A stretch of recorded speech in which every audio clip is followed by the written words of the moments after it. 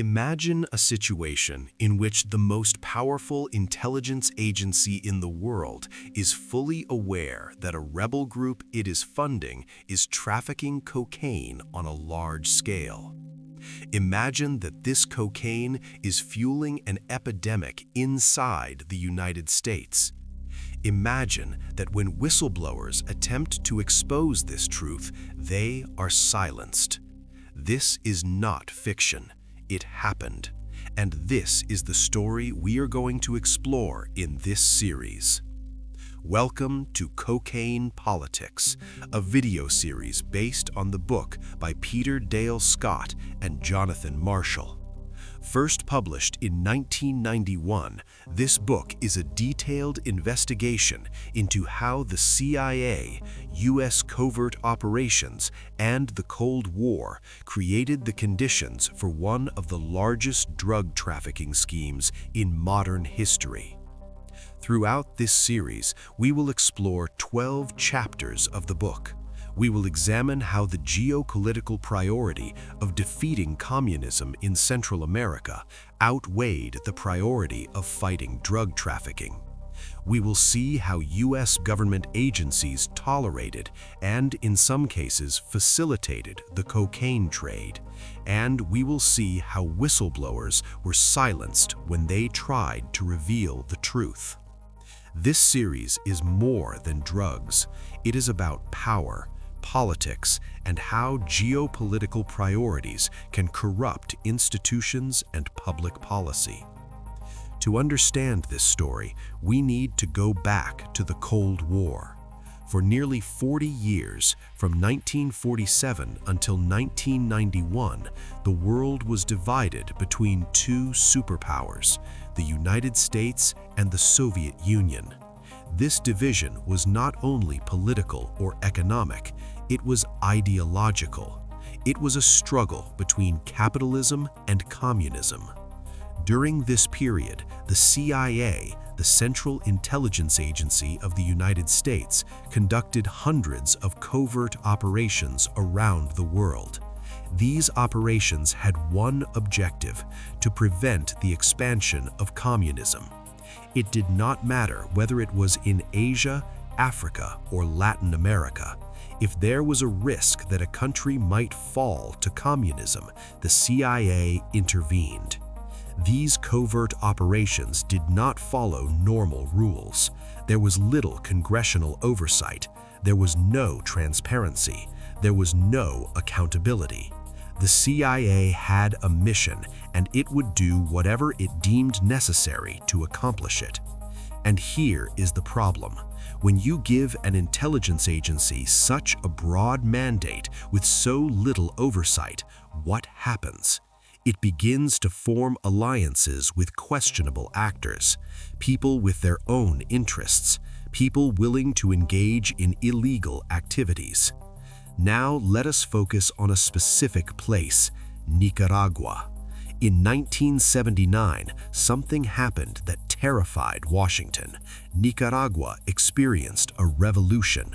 The Sandinistas, a left-wing movement, came to power.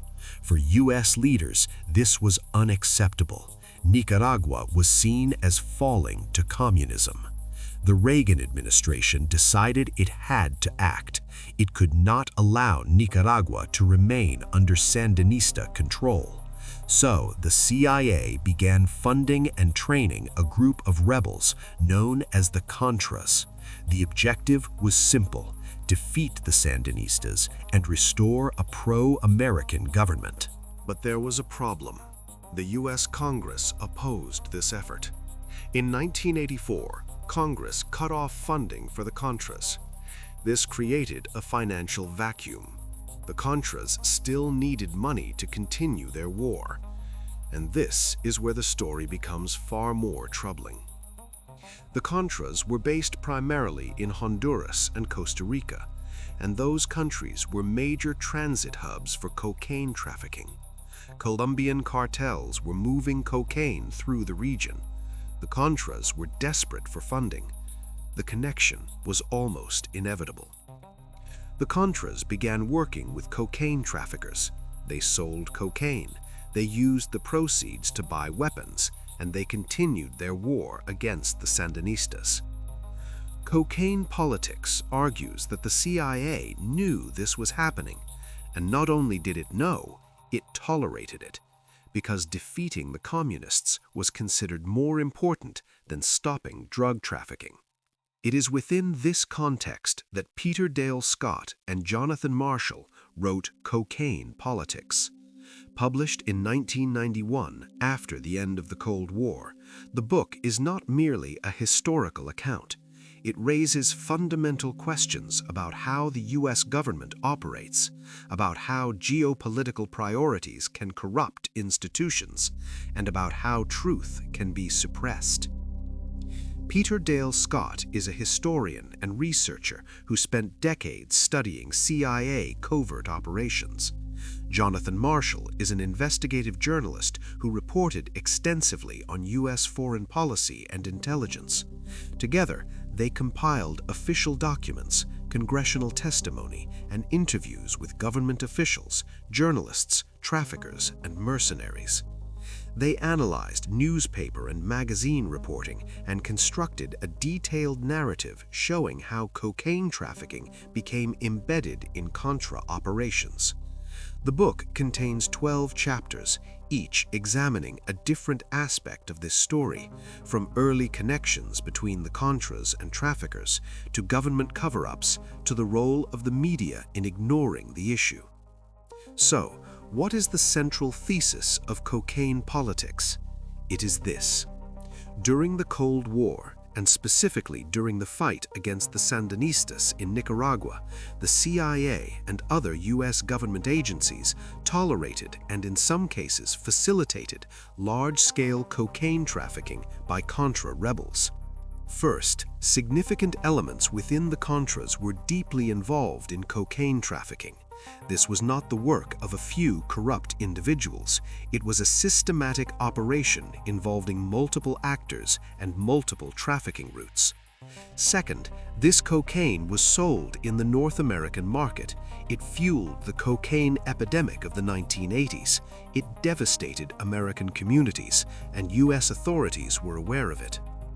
Third, when whistleblowers began exposing this reality, they did not merely encounter official indifference, they faced organized efforts to discredit them.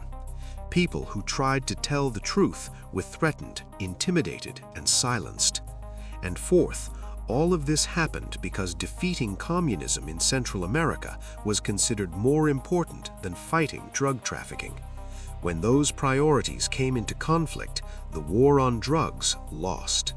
One of the book's most provocative arguments is its critique of the so-called war on drugs, not because the drug problem was imaginary, it was very real, but because the government's response was selective and driven by political priorities, not by a consistent commitment to drug enforcement. During the 1980s, while cocaine addiction surged in the United States, the Reagan administration was supporting groups that were trafficking that same cocaine. The explanation, according to the authors, is simple. Geopolitical priorities took precedence. Fighting communism mattered more than stopping drugs. This was not an accident. It was not negligence.